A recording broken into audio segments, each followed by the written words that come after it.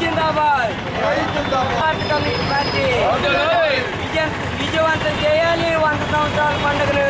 వర్ధిల్లాలి భారత communist party, వర్ధిల్లాలి భారత కమ్యూనిస్ట్ పార్టీ. జిందాబాద్ జిందాబాద్ జిందాబాద్.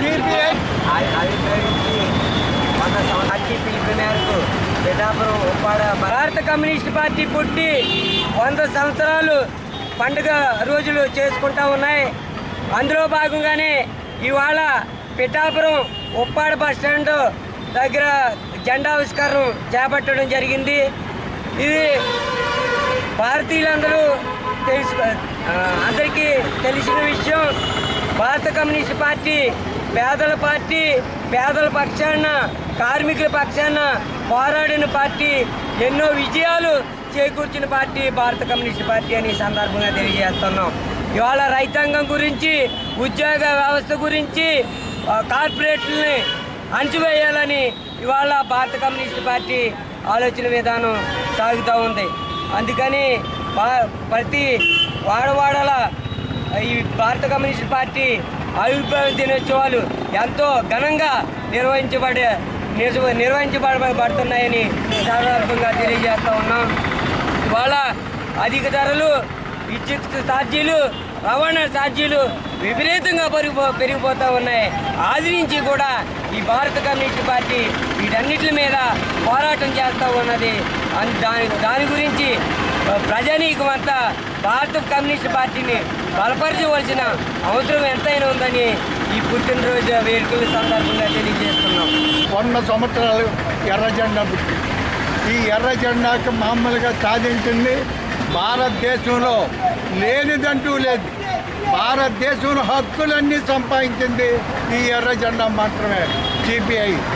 ఎందుకంటే ఇది మామూలు ప్రత్యేకంగా వ్యవసాయ కూలీ కానించి, వర్కర్స్ కానించి, ఎంప్లాయీ కానించి, బ్యాంకుల కానించి ఇది ప్రత్యేకంగా మామూలు ఇది ఎన్నో ప్రాణాలు త్యాగాలు చేసినటువంటి ఈ ఎర్ర జెండా. ఎందుకని హక్కుల కోసం, ఉద్యోగస్తుల హక్కుల కోసం, టీచర్ల హక్కుల కోసం, వాళ్ళ జీతాల కోసం, బ్యాంకు జాతీయకరణ కోసం, రాజభరణాల రద్దు కోసం, వాళ్ళకి మౌఖ్య హామీ ఉపాధి పథకాల కోసం ఇవన్నీ కూడా పోరాడింది ఎర్ర జెండా మాత్రమే. ఈ ఎర్ర జెండా భారతదేశంలో ఏది కూడా సాధించలేనిది ఏది కూడా లేదు. ఎందుకని ఈ పరిహార పథకం సంపాదించింది కూడా ఈ ఎర్ర జెండా మాత్రమే.